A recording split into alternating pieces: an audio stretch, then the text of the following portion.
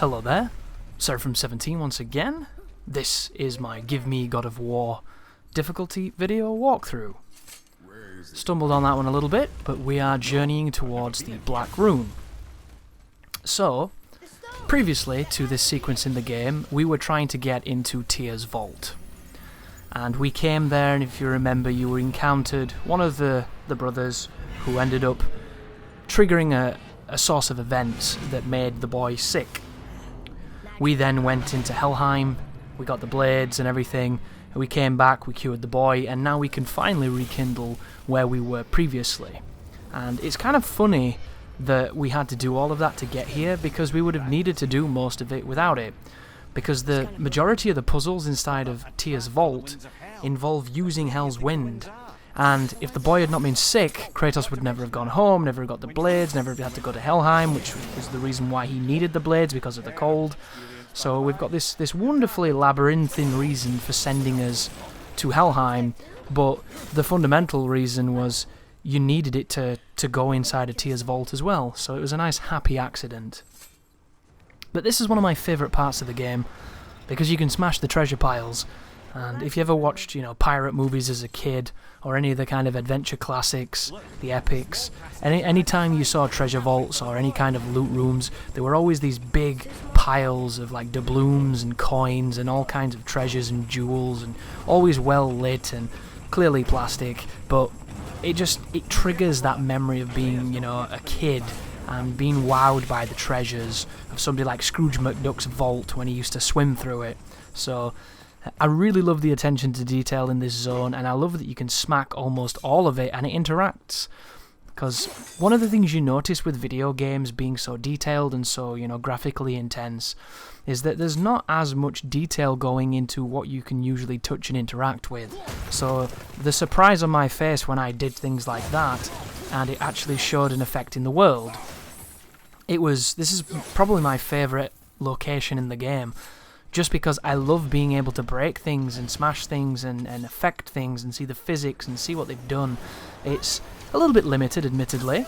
It's limited to a couple of preset animations, I believe, but for the most, it's just pretty, and it amuses people like me as we push forward now into the first encounter inside of Tyr's vault. So, this is another one of those encounters that you can handle by doing the running, unharmed heavy attack, where you just knock people into the hole in the middle, and it will make this way easier than it needs to be. And if you use the boy and distance from the nightmares, you can 100% neutralise them as a threat, as the Draugr goes forward with his powered up sword. But because I have the Blades of Chaos, I'm going to be using them as much as I can, and just then you were introduced to being able to grab the nightmares with the Blade of Chaos, which do a rather wonderful animation. But at the moment, because they've been stun-locked by the boy's ability, they don't seem to be playing the game.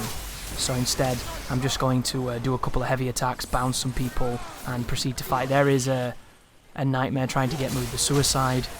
This is actually a pretty long fight, and then I got stuck inside of a heavy animation, and I couldn't quite cancel it in time to stop the Draugr from sprinting towards me and cracking me.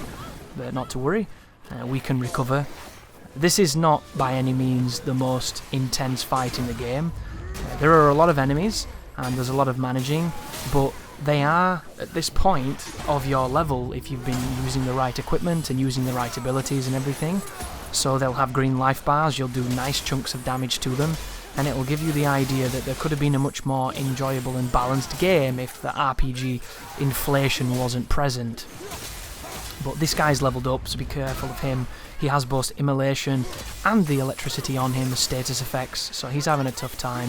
Atreus is just stun-locking him with the bow. This guy's all prostrating and damaged, and I go for the grab, but I miss it because he's not quite at my level. Finish him off with a shield bash, and then the last fellow over here is going to get double-teamed between father and son, which sounds horrific if you take it the wrong way, but alas, there is the battle, there is the door opening up, and now we can get ready for some more environmental hazards and puzzle solving. So, this God of War, much like the first God of War, has a large emphasis on platforming and puzzle solving, and for the most, I think it strikes a fine balance. Of course, if you've been watching the full walkthrough, you'll understand that I'm not the biggest fan of the platforming. I just think it's a little contrite compared to the speedy, quick, enjoyable nature of the old platforming. But I understand why it is the way it is. They've taken an artistic direction that has dictated how they have to make a lot of their world. And it's a necessary evil of doing something creatively unique. And I've seen a lot of people who like the idea of the one-shot camera, and I've seen a lot of people who are a little bit, critical of it. And I think it's undeniable that, compared to film, one camera angle in a video game is nowhere near as difficult. You just can't say it is.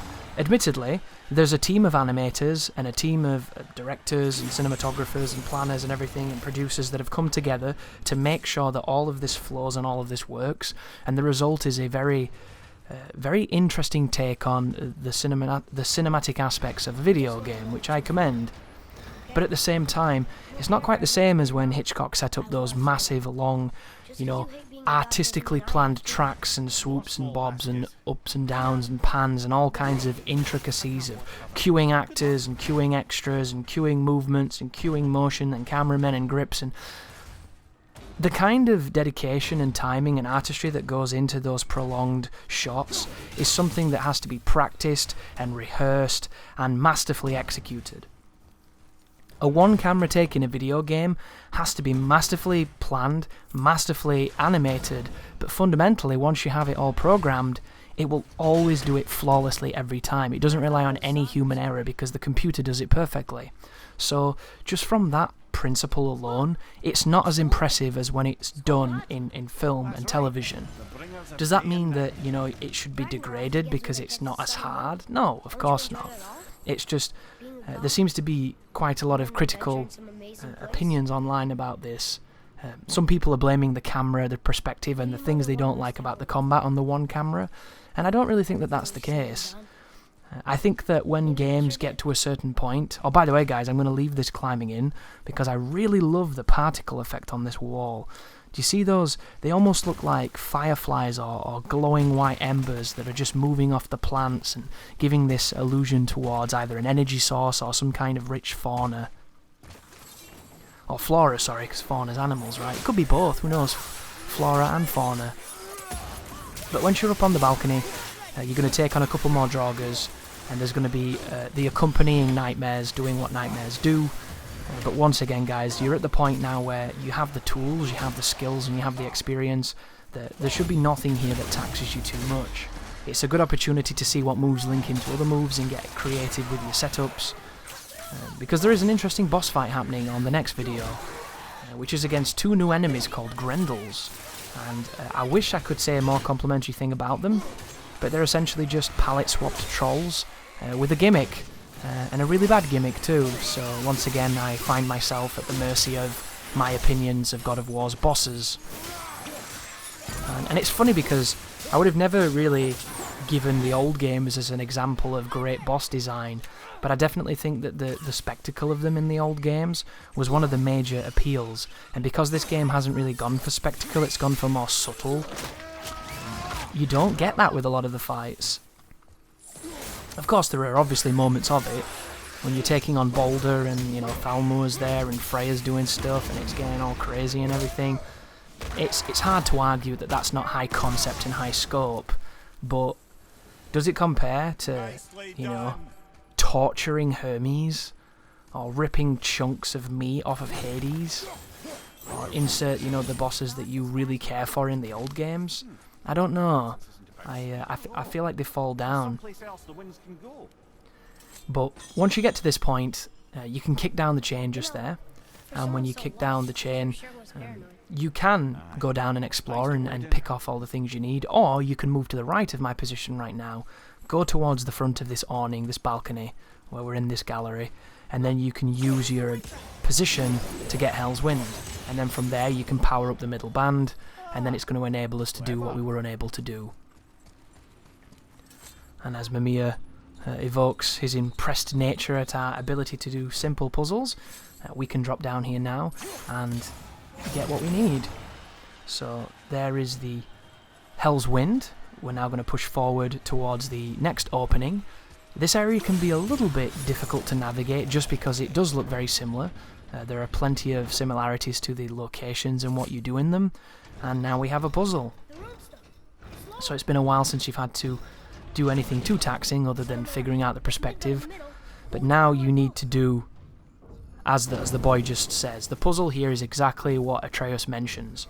You have to put Midgard in the middle, and then you have to put both of the celestial orbs on the opposite sides of what they are. So to do this, you want to lower the Earth one, you want to then move it to the left, you want to lower the Moon one, and then you want to move them all to the right so that the Sun can be on the other side. So there it goes going across, and now you move the Earth upwards, and then you move the Moon upwards, and then you've got it Moon, Earth, then Sun, and that's the order in which the wolves devour our day and night cycle. I'm always curious, right, what that moment was about. I'm assuming it's just going to be flagged underneath the category of one of Tia's traps, but if you look at it, it looks an awful lot like the branches that Freya uses to restrain you, and it's got that kind of Yggdrasil effect as well. So I wonder if there's anything more to that for people to, look into. If it's some kind of sabotage, or if it's just a simple, humble trap. I always found it interesting that it was those strands, those interesting, world tree branches.